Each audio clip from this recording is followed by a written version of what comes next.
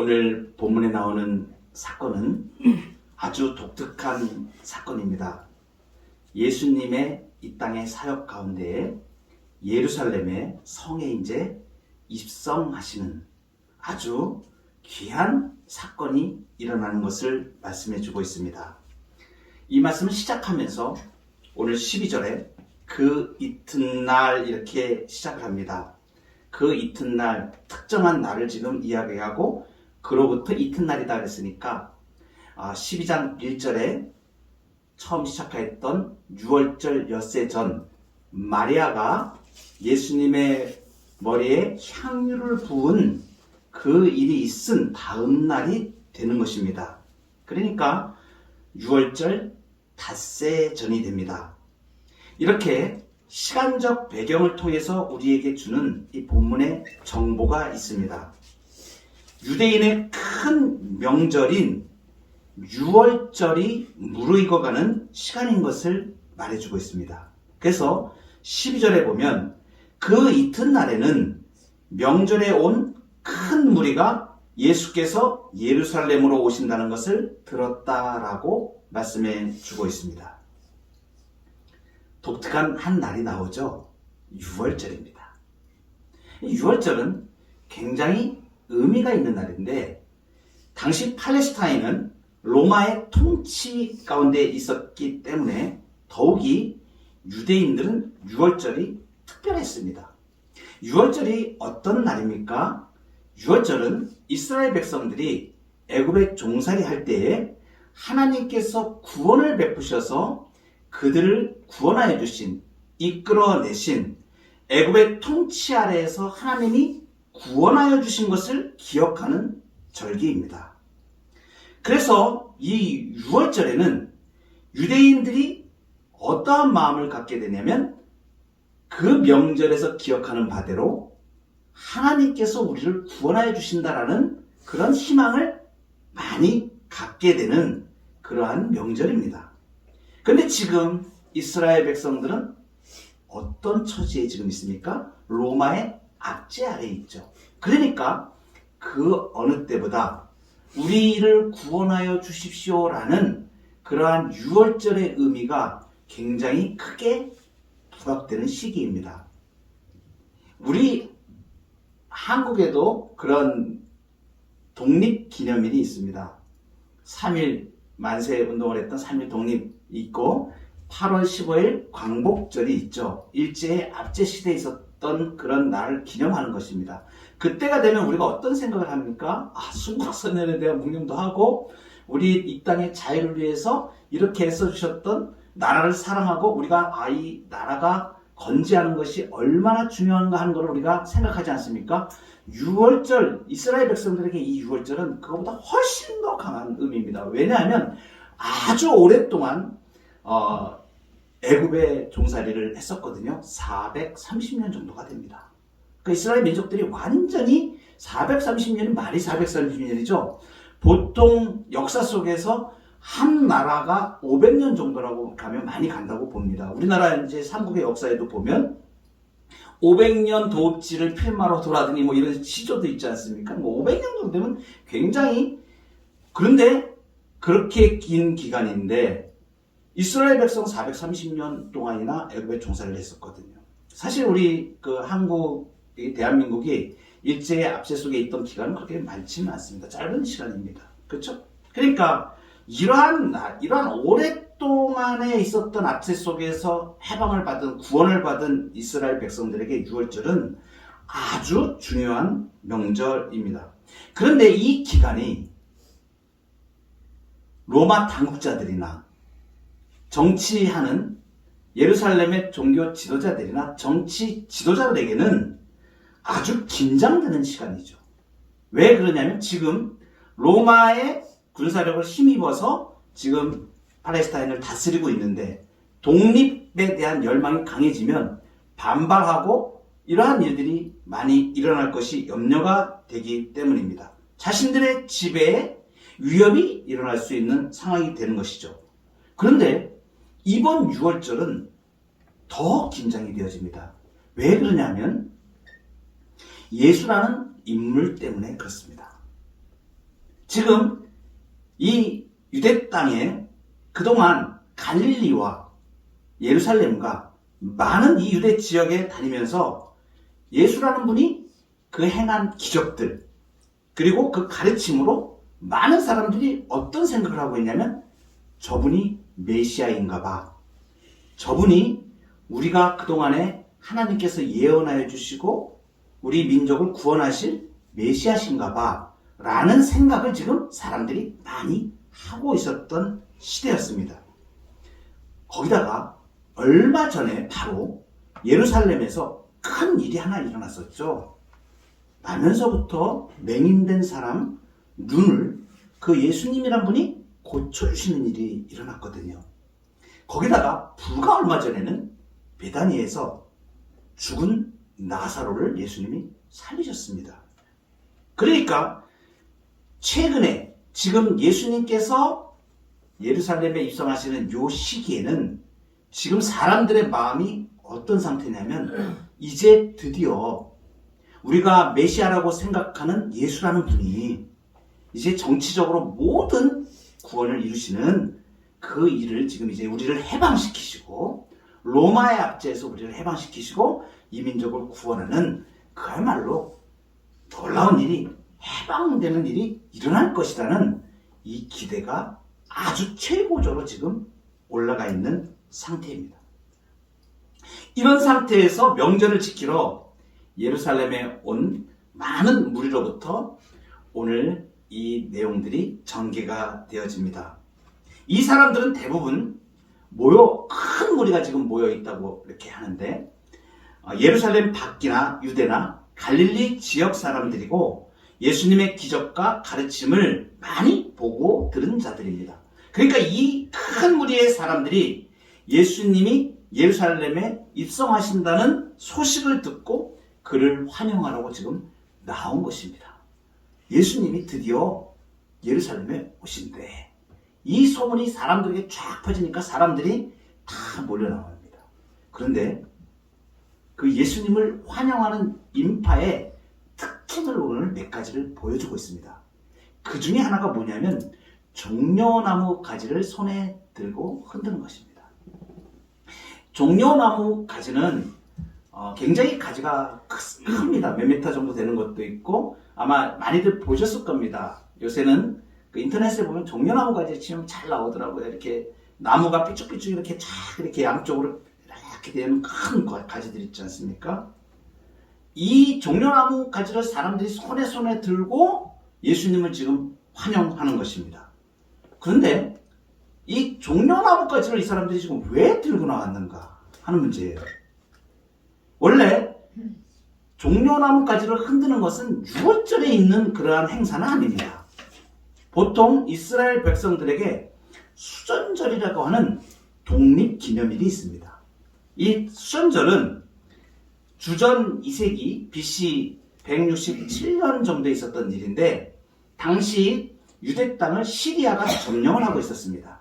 이 시리아의 압제를 이제 민족 지도자 한 사람이 딱 나타나서 성전을 회파하고 막 이런 것에 대하여 이제 독립운동을 벌인 것이죠. 그 사람이 마캅이라는 사람입니다. 이 가문이 시리아에 맞서서 투쟁을 벌였습니다. 그 결과 주전 164년에 시리아를 물리치고 성전을 다시 정화하고 이렇게 독립을 찾은 날이 되어졌는데 그날을 기념하여서 수전절이라고 했습니다. 그때 처음 수전절에 사람들이 그거 독립을 축하하면서 종려나무 가지를 흔들고 찬양했습니다. 그런데 지금 예수님이 예루살렘에 입성하는 이때의 사람들이 수전절에 흔드는 그 종려나무 가지를 들고 와서 지금 흔드는 것입니다. 무슨 의미냐면 이스라엘 민족이 이렇게 해방됐던 것처럼 이제 지금 오시는 저 예수님이 우리 민족을 해방해 주십시오라는 뜻을 들어서 수전절에 흔드는 이 종려나무 가지를 지금 이 사람들이 유월절 앞두고 지금 흔들고 있는 것입니다. 그러니까 이게 뭐예요? 이 사람들은 지금 어떤 열망을 가지고 있냐면 그때 주전 164년에 독립을 쟁취했던 마카비처럼 예수님이 우리를 독립시켜 주십시오라는 그 열망을 담아서 지금 종려나무 가지를 흔들고 있는 것입니다.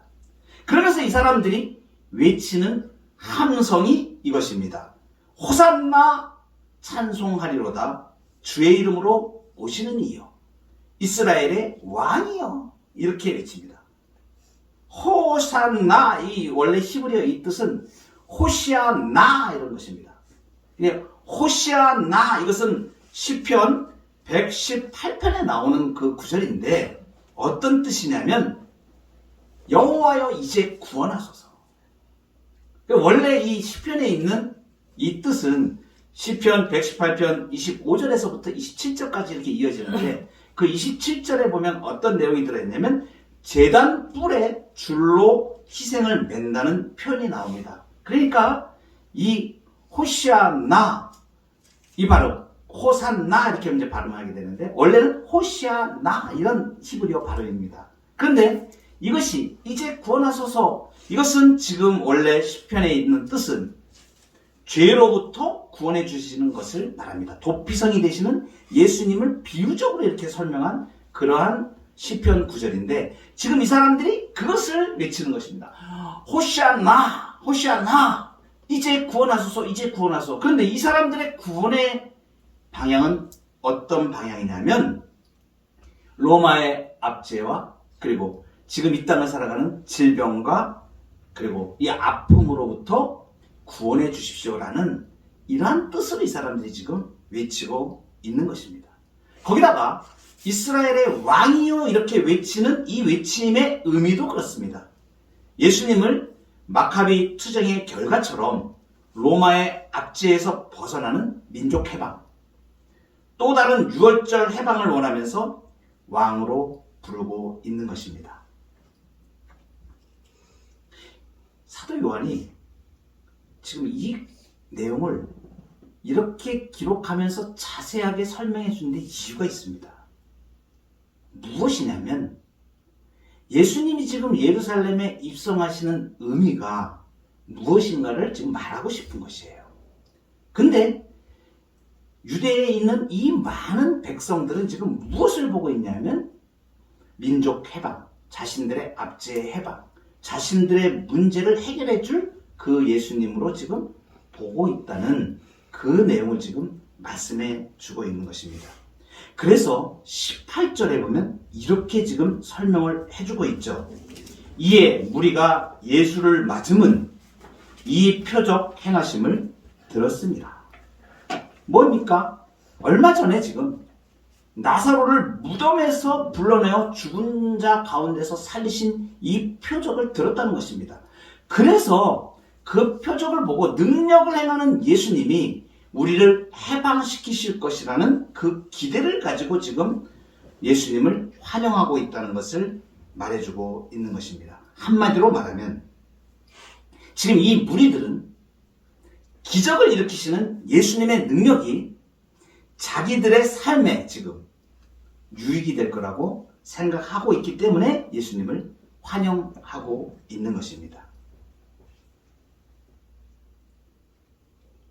이제 불과 5일 후면 지금 예수님이 예루살렘에 입성하는 것을 열렬히 환영하였던 이 사람들이 어떤 모습으로 바뀌는지 아십니까? 예수님의 기적과 그분의 능력이 자기들의 세상살이에 도움이 되지 않는다고 생각될 때 이 사람들이 가차없이 예수님을 환영했던 사람들이 예수님을 십자가에 못 박으라는 정반대의 극한으로 치닫게 되는 무리로 바뀌게 됩니다. 자신들이 예수님을 통해서 얻으려고 했던 자신들의 이익 그리고 세상적인 욕심 이것들이 무산될 때 이들은 며칠 뒤에 가서 예수님을 십자가에 못 박으라고 외치게 되는 무서운 군중들로 바뀝니다. 여러분 여기서 우리는 아주 중요한 메시지를 발견할 수 있습니다.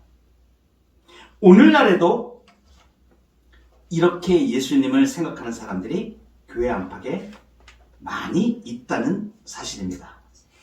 교회를 다니며 신앙생활을 한다고 하는 사람 중에 신앙생활을 하는 것이 이 세상에서 자신의 삶의 유익을 얻는 도구점으로 생각하는 사람들이 많이 있습니다. 또 어떤 사람들은 교회에 나오면서 마치 종교 행위를 하면서 이것을 통하여서 하나님, 내가 이렇게 하면 반대급부로 나한테 무언가를 좀 주셔야 되는 거 아닙니까? 이런 마음을 가지고 교회에 나오는 사람도 적지 않아 있습니다. 신앙생활이 마치 미리 지불하는 선수금 정도로 치부해버리는 이러한 사람들이 많이 있다는 얘기입니다. 또 어떤 사람들이 있습니까?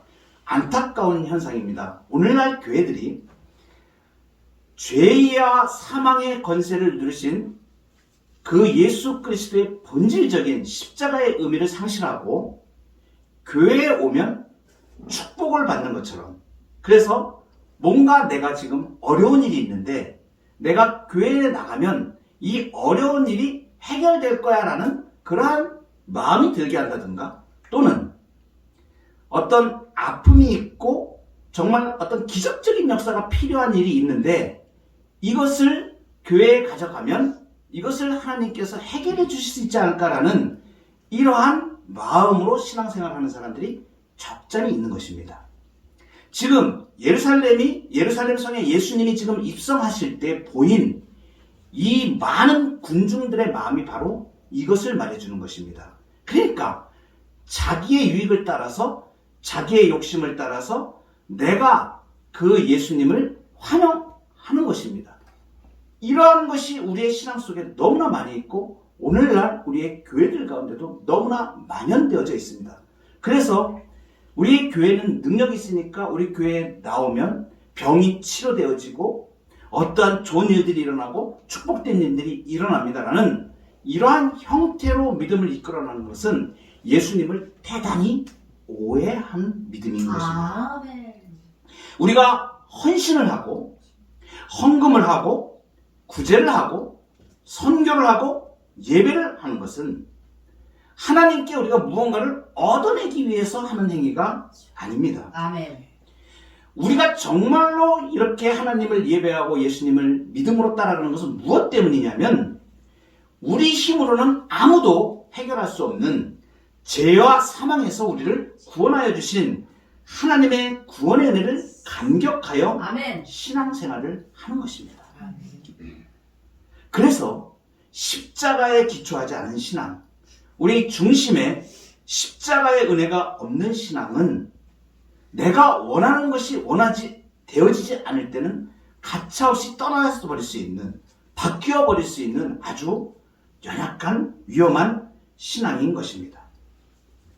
이스라엘 백성들이 예수님이 그 땅에서 기적을 행하실 때, 오병이어의 기적을 베푸셨을 때도 사람들이 무엇을 엄청난 기적을 물고기 2마리와 떡 5개로, 보리떡 5개로 5,000명을 먹이시는 놀라운 일이 일어났습니다. 그때 사람들이 한결같이 이분이 우리의 왕이 되어야 된다고 자신들의 먹을 것, 자신들의 필요, 그것만을 보고 예수님을 그러한 분으로 오해하였던 것입니다. 마찬가지로 오늘 본문에 나오는 예수님이 예루살렘 성에 올라가실 때에 종려나무 가지를 들고 흔들던 사람들이 얼마 후에 십자가에 달리는 주님을 향해서 조롱과 비웃음으로 손가락질하는 것처럼 우리가 잘못된 빗나간 열정과 빗나간 신앙을 가지고 있으면 바로 이렇게 쉽게 예수님을 떠나갈 수 있는 아주 연약한 상태에 있다는 것을 말합니다. 그러므로 성도 여러분, 우리는 이러한 사실을 깊이 생각하면서 먼저 우리 자신의 신앙을 되짚어 봐야 되겠습니다. 아멘. 과연 나의 신앙은 어디에 기초하고 있는가? 과연 내 마음 중심에 내가 예수님이 나의 모든 죄를 사하시고 구원하여 주신 그 은혜, 아멘. 그 믿음, 그것이 나의 속에 있는가가 굉장히 중요한 사실입니다. 나의 마음속에 진정한 십자가가 새겨져 있지 않다면 두렵고 떨리는 마음으로 회개하며 주님 앞에 엎드리도록 해야 합니다. 그래서 오늘 본문에서 주시는 예수님이 예루살렘에 입성하시는 모습은 우리가 예수님을 어떻게 믿어야 되는지에 대해서 영적인 진리를 주십니다. 그것은 이것입니다. 14절에 보니까 예수는 한 어린 나귀를 타시니. 여러분, 이 모습이 우리 마음속에 오늘 설교 중에 붙들 수 있는 가장 중요한 모습입니다. 다 잊어버려도 이 예수님의 모습을 꼭 마음에 간직하시기 바랍니다.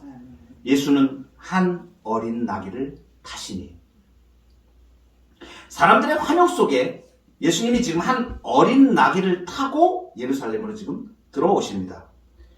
그런데 이 예수님의 지금 신분은 무엇이냐면 분명히 왕이십니다.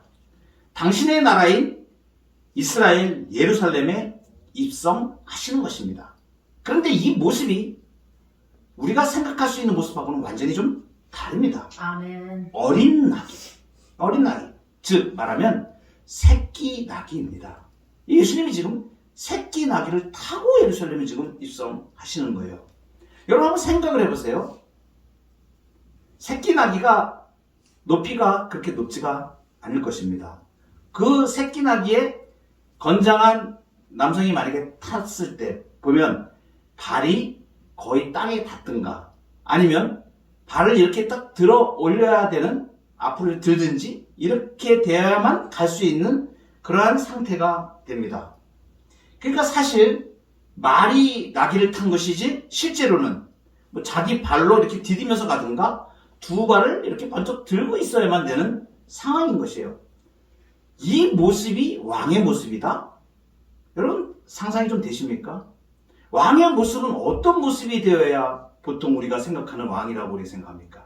정말 커다란 늠름한 말을 타고, 그죠? 그리고 우람하게 그렇게 그 모습으로 말을 타고 입성하셔야 되는 왕의 모습을 우리가 보통 많이 생각을 합니다. 근데 지금 분명히 예수님은 어린 나귀 새끼를 좀 타고 예수님 입성하시는 겁니다. 이 오늘 본문의 이 사건은 마태, 마가, 누가복음, 공관복음에도 다 기록이 똑같이 되어져 있습니다. 근데 강조점이 조금씩은 다릅니다. 공관복음에서는 아주 많은 내용을 예수님이 제자들을 맞은편 고을로 보내서 그 나귀 새끼를 가져오는데 그 임자가 무엇에 쓰려고 그렇게 그러냐, 왜 나귀 줄을 푸느냐라고 물어보면 주께서 쓰시겠다 하고 가져오라고 이렇게 예수님이 보내는 그러한 장면이 좀 길게 이렇게 기록이 되어져 있는데, 오늘 요한복음에서 그거 다 생략하고 이미 앞에 많은 공관복음서 기자들이 기록을 해놨으니까 아마도 요한은 지금 이 포인트가 중요했던 것 같아요. 예수는 한 어린 나귀를 타시니. 그러니까 지금 이 어린 나귀를 타신 이 사건이 굉장히 요한에게는 지금 중요하게 드는 거죠. 무엇입니까? 지금 요한이 기록한 바에 의하면 이 앞에 지금 거대한 군중들이 그 분위기는 소리가 호산나 찬송하려다 큰 소리가 나면서 손에 종려나무를 가지를 들고 지금 이 엄청난 인파들이 그렇게 예수님을 환영하는 모습이에요.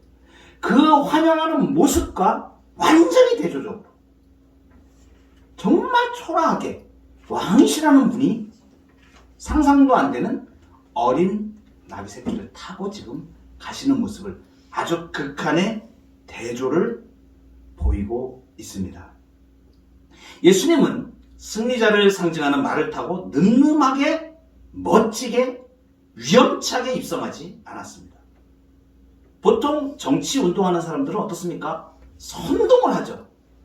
그래 지금이 독립할 시기야. 그래서 자기의 정치적인 구호를 막 웅변조로 많은 사람들에게 말하지 않습니까? 예수님은 무리를 선동하지도 않았습니다. 조용히. 보통 정치하는 사람들은 손을 흔들면서 스포트라이트를 받으면서 퍼포먼스를 많이 하죠. 정치적인 액션을 막 취하죠. 그러면서 사람들을 흥분시키고 그들을 끌고 가고 무리를 선동을 합니다. 예수님은 이런 스포트라이트 받는 퍼포먼스 하나도 없었습니다. 그냥 고귀한 신분이 가진 사람은 전혀 거들떠보지 않는 그 나귀, 그것도 탔습니다. 사도 요한은 이 모습을 겸손해서 어린 나귀를 타고 오는 왕으로 예언한 스가랴 선지자의 예언이 성취된 것이라고 지금 말하고 있습니다. 스가랴 선지자는 어느 때 사람이냐면 바벨론이 망할 때에 이제 포로가 되었던 유대가 기원전 586년에 멸망했거든요. 그리고 시간이 약 한 6, 70년이 흘러서 이제 이스라엘 백성들이 다시 바벨론이 멸망하고 다시 팔레스타인으로 돌아올 때, 그때 성전을 재건할 것을 예언한 선지자가 스가랴 선지자입니다. 학개 선지자와 스가랴 선지자, 이 사람들이에요. 그런데 이 스가랴 선지자는 독특하게도 성전의 재건에 대한 예언뿐만이 아니라 바로 이제 앞으로 이 땅을 다스릴 왕이 오시는데 그 메시아가 어떤 모습이라는 이 예언을 스가랴 9장 9절에 해놓았습니다. 사도 요한이 지금 이것을 지금 이야기하고 있는 것입니다. 스가랴 9장 9절에 보면 이렇게 스가랴의 예언이 되어져 있습니다. 시온에 따라 크게 기뻐할지어다. 예루살렘에 따라 즐거이 부를지어다. 보라, 네 왕이 내게 임하시리니 아멘. 그는 공의로우시며 구원을 베푸시며 겸손하여서 나귀를 타시나니 나귀의 작은 것 곧 나귀 새끼니라.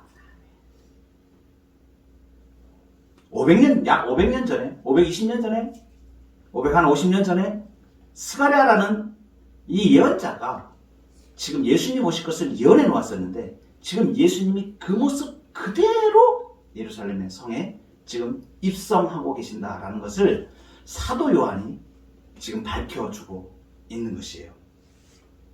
이것이 지금 도대체 무슨 의미일까? 그럼 예수님이 스가랴 선지자가 예언한 대로 예루살렘에 그 모습 그대로 입성하시는데 어린 나귀를 타고 입성하신다는 것은 무엇을 말하는가? 우리가 분명하게 알 수 있는 것은 이것입니다. 많은 사람들이 기대했던 그런 왕의 모습이 아니라는 것이죠. 그들은 어떤 왕의 모습으로 오면 자기가 가진 큰 힘과 군림하는 왕으로, 그렇게 보통의 왕들은 다 입성을 합니다. 그렇게 왕의 모습을 가지고 옵니다. 그런데 예수님은 어린 나귀 새끼를 타고 입성하십니다. 이 뜻은 무엇인가? 이 겸손하다는 것, 겸손하여 나귀 새끼를 탔다, 이렇게 표현하고 있는데 이 겸손하다는 것은 단순히 자기를 낮추거나 혹은 능력 좀 부족해서 무능력함을 말하는 것이 아닙니다. 분명히 오늘 본문이나 스가랴서 본문에서 말하고 있듯이 예수님은 왕이시고 구원자이십니다. 세상의 공의를 행할 분이십니다. 그런데 예수님은 이 땅의 왕들이 취하는 그 방법이 아닌 다른 방법으로 오신 왕이라는 것을 우리에게 말씀해 주시는 것이에요. 그것은 무엇이냐면 보통 왕들은 대적을 향하여 싸우고 전사로서의 이미지를 갖습니다. 근데 예수님은 지금 어떠한 모습이냐면 그 싸우는 대상과 그 싸우는 방법이 세상의 기대와는 다르다는 지금 말을 이 모습 속에서 지금 하시는 것입니다. 에베소서에 보면 우리의 씨름은 혈과 육을 상대하는 것이 아니요 통치자들과 권세들과 이 어둠의 세상 주관자들과 하늘에 있는 악의 영을 상대함이라고 말씀하십니다. 예수님은 지금 많은 군중들이 바라는 것처럼 유대인이라는 한정된 사람을 위해서 싸우기 위해 오신 것이 아닙니다. 아멘. 예수님은 어둠의 영역에서 죄와 죽음과 사탄의 통치 아래에 있는 모든 사람에게 관심이 있었던 것입니다. 아멘. 예수님은 지금 로마라는 그 보이는 나라, 당시에 팔레스타인을 지배했던 그 나라를 대적하기 위해서 오신 왕이 아니라는 것을 우리에게 말합니다. 예수님이 싸워서 정복할 대상은 하나님을 반역하는 모든 어둠의 세력들인 것입니다. 이 죄와 사망의 권세를 멸하시고 진정한 이 땅의 승리를 가져오실 그 예수님의 모습이 어린 나귀를 타고 입성하시는 모습으로 우리에게 말씀해 주시는 것입니다. 무엇입니까? 어둠의 세력들과의 싸움의 승리를 통해서 하나님 나라를 온전히 회복하는 것이 예수님이 이 땅에 오신 목적이라는 것이죠. 그 일을 위해서 예수님은 지금 어떠한 방법을 가십니까? 십자가의 길을 지금 가신다는 것이에요. 보통의 사람들은 자기의 능력과 자기의 권력으로 무력으로 사람들을 대항하고 그러한 싸움을 싸우지만 예수님의 택하신 이 방법은 자신의 목숨을 십자가의 죽으심으로 죄와 사망의 권세를 멸하시는 방법을 택하신 것입니다.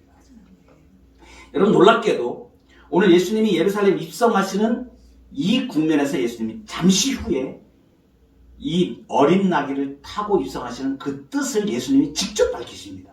그 말씀이 요한복음 12장 24절에 나와 있습니다.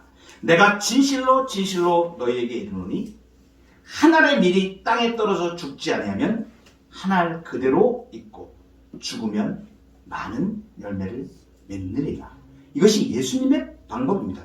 이어서 자기의 생명을 사랑하는 자는 잃어버릴 것이요. 아멘. 이 세상에서 자기의 생명을 미워하는 자는 영생하도록 보전하리라. 세상이 보기에는 실패한 것 같고 사탄이 예수 그리스도를 죽여서 승리한 것처럼 보이지만 예수님은 그 죽음과 패배한 것처럼 보이는 그 모습으로 가장 중요한 인간의 죄와 사망의 문제를 해결하시는 것입니다. 죽음으로 사람들을 사탄의 손에서 자유케 하는 참된 해방과 구원의 길을 여신 것입니다. 여러분 놀랍게도 이 본문을 기록하고 있는 사도 요한이 이렇게 고백합니다. 16절을 우리가 같이 한번 읽어보겠습니다. 시작. 제자들은 처음에 이 일을 깨닫지 못하였다가 예수께서 영광을 얻으신 후에야 이것이 예수께 대하여 기록된 것임과 사람들이 예수께 이같이 한 것임이 생각났더라. 아멘. 제자들도 처음에는 지금 몰랐다고 지금 이야기하죠. 나중에 예수님이 십자가에 죽으시고 부활하시고 그리고 영광을 얻으신 후에야 그때서야 제자들도 깨달았다고 지금 사후적으로 사도 요한이 지금 밝히고 있는 것입니다. 여러분 그 당시에 예수님과 같이 예루살렘에 입성했던 제자들의 마음이 어땠을까요? 지금 수많은 군중들이 종려나무까지를 들고 호산나 이스라엘의 왕이여 이렇게 외칠 때에 예수님을 옆에서 시종 들면서 나귀를 끌면서 갔던 이 제자들이 마음속에 어떤 마음일 거예요? 그렇지, 이제 우리 세상이야 이렇게 생각하지 않았겠어요? 그때 제자들 가운데 그런 일이 있었죠. 주님 나라에 임하실 때 하나는 우편에 하나는 좌편에 나 좌회전 시켜주세요, 나 우회전 시켜주세요 이렇게 했던 제자들. 지금 이 제자들은 그런 마음에 들떠 있었을 것입니다. 한번 그 어마어마한 군중들이 이스라엘의 왕이시여 이렇게 외칠 때에 그 마음이 어떻겠습니까? 이제 정말 예수님이 이제 완전히 통치하시며 이 땅을 개혁을 일으키시겠구나. 근데 이 제자들이 그때도 깨닫지 못하고 알지 못해요. 나중에 이 제자들 어떻게 돼요? 베드로 같은 경우는 예수님을 3번이나 부인하게 됩니다. 그리고 도망가 버립니다. 다 도망가 버렸어요. 12제자들 나만 한 사람 없습니다. 예수님 십자가에 달릴 때 잡혀갈 때 너도 그와 같이 있었던 사람이다라고 지적하는 그 여종의 말에 3번씩이나. 그 베드로 같은 경우는 예수님을 저주하면서까지 부인합니다. 그런데 그렇게 변화했던 사람이 나중에 예수님이 영광을 얻으시고 난 다음에 성령께서 깨닫게 하셔서 그것을 알게 되어지고 그 예수님이 이 땅에 오신 진정한 목적을 알게 된 것이죠. 우리는 이와 같은 복을 얻은 사람들입니다. 예수님을 믿고 따르는 문제가 우리의 삶의 내 유익의 어떠한 문제가 아니라 아멘. 예수님이 진정으로 나의 모든 죄와 사망의 권세를 다 담당하시고 나의 죄를 담당하셔서 영원한 생명을 주신 예수 그리스도 그분의 꿈에 나도 동참하고 예수님이 감당하셨던 바로 그 사명, 예수님이 지금 모든 영광과 그 모든 군림하는 그러한 왕의 모습을 다 포기하고 아멘. 겸손한 종의 모습으로 가셨던 것은 네. 진정한 하나님의 평화를, 하나님의 나라를 이 땅에 이루시기 위하여 어린 아기를 타셨던 것입니다. 우리가 바로 예수 그리스도의 이 모습을 닮아가는 자들입니다. 아멘. 굴림의 길로 내가 의시되고 인정받고 그런 길로 나가는 것이 아니라 아멘. 하나님의 밀이 땅에 떨어지는 것 같이 예수 그리스도께서 가신 길을 나도 그 믿음의 길을 걸어가겠다. 그리고 그렇게 겸손하게 하나님 나라를 이루어가는 것을 우리가 예수님의 꿈에 동참하는 것입니다. 예수님이 원하시는 그 꿈을 주님이 보이신 섬김의 길을 걸어감으로 함께 이루어가는 우리 모두가 되기를 간절히 축원합니다. 아멘.